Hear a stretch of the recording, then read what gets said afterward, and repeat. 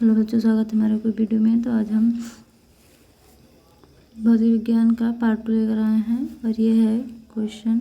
विद्युत परिपथ में विभवांतर मापने के लिए प्रयुक्त मापक वोल्टमीटर कहलाता है। थर्मामीटर द्वारा मानव शरीर का तापमान तथा ओममीटर द्वारा विद्युत प्रतिरोध को मापते हैं। गुरुत्वाकर्षण बल के बारे में निम्नलिखित में से कौन सा कथन सही नहीं है?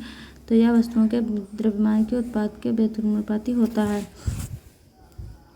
होम टीवी रिमोट कंट्रोल द्वारा निम्नलिखित में से किस तरंग का उपयोग किया जाता है? तो इंफ्रारेड तरंगों का उपयोग किया जाता है। आजकल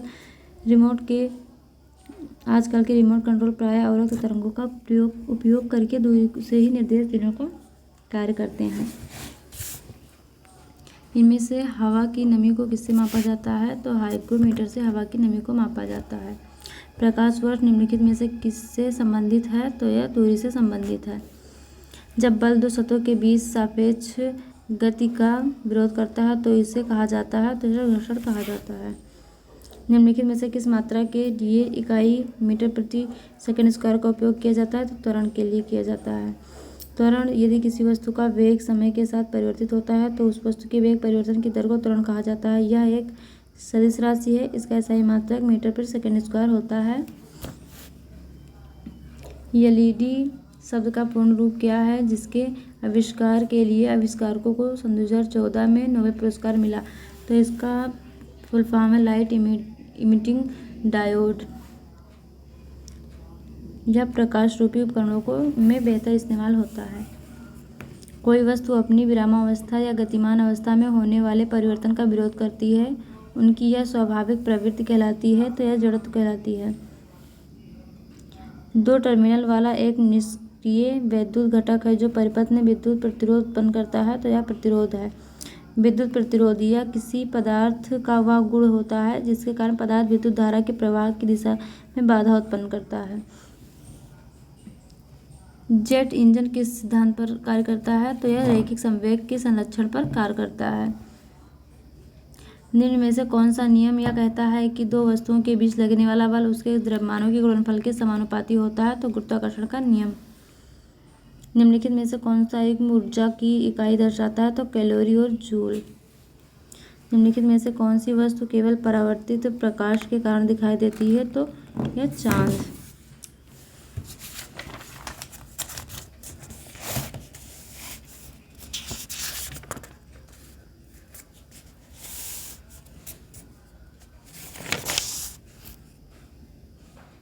चंद्रमा अपना प्रकाश उत्पन्न नहीं करता तथा यह सूर्य के परावर्तित प्रकाश द्वारा चमकता है। तारों का टिमटिमाना वायुमंडलीय अपवर्तन के कारण होता है। लेंस की क्षमता के SI मात्रक को निम्न में से किस अक्षर के द्वारा निरूपित किया जाता है? तो यह T से निरूपित किया जाता है। निम्नलिखित में से किसने इंडक्शन मोटर का आविष्कार किया था? तो ये निकोला टेस्ला ने किया था। और ये है रसायन विज्ञान के कुछ क्वेश्चन। जलीय प्राणियों को पानी के अंदर सांस लेने के लिए निम्नलिखित में से किसकी आवश्यकता होती है? तो घुलित ऑक्सीजन की आवश्यकता होती है। घुलित ऑक्सीजन को विलंकर विधि द्वारा मापा जाता है। न्यूनतम घुलित ऑक्सीजन दर 4 मिलीग्राम प्रति लीटर है। इस परीक्षण को करने के लिए मुख्य यौगिक एंजाइड, आयोडाइड, स्टार्च, घोल और सोडियम थायोसल्फेट है। परम शून्य ताप -273.15 डिग्री सेल्सियस पर पदार्थ के कण होते हैं तो गति करना बंद कर देते हैं। किसी पदार्थ का वह तापमान और दाब होता है जिस पर उस पदार्थ के 3 चरण ऊष्मागतिकीय साम्य में एक साथ रह सकते हैं, तो त्रिक बिंदु होता है। त्रिक बिंदु का मान 273.16 के होता है। त्रिक शब्द का प्रयोग जोहान वोल्फगैंग डेब्राइनर द्वारा किया गया था। बेरियम हाइड्रोक्साइड का रासायनिक सूत्र क्या है? तो VaOH का होल्टॉयज। H2 निम्नलिखित में से किस तत्व का आणविक सूत्र है? तो हाइड्रोजन का आणविक सूत्र है। ठोस कार्बन डाइऑक्साइड का दूसरा नाम है तो शुष्क बर्फ। धुलाई के समय विशेष रूप से वस्तु उपयोग किया जाने वाला washing soda sodium carbonate, decahydrate, एल्परेजेंट क्रिस्टल का एक यौगिक है तो सोडियम।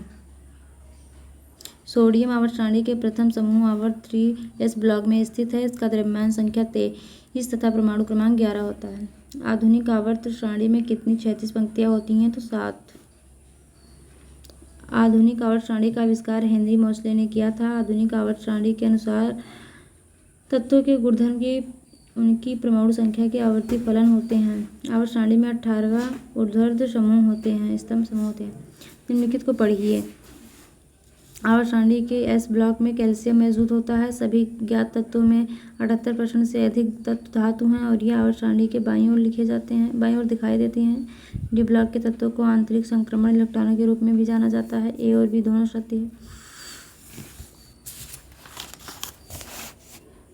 ये और भी दोनों शक्ति हैं।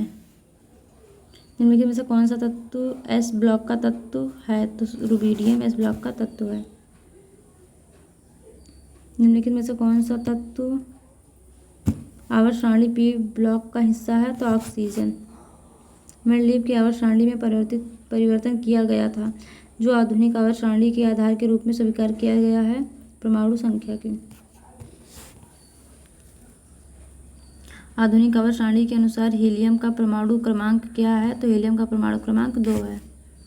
हीलियम का परमाणु द्रव्यमान 4 होता है। परमाणु संख्या 2 किसी परमाणु के नाभिक में उपस्थित प्रोटॉनों की संख्या होती है। परमाणु द्रव्यमान परमाणु के नाभिक में उपस्थित प्रोटॉन और न्यूट्रॉनों की संख्या का योग होता है।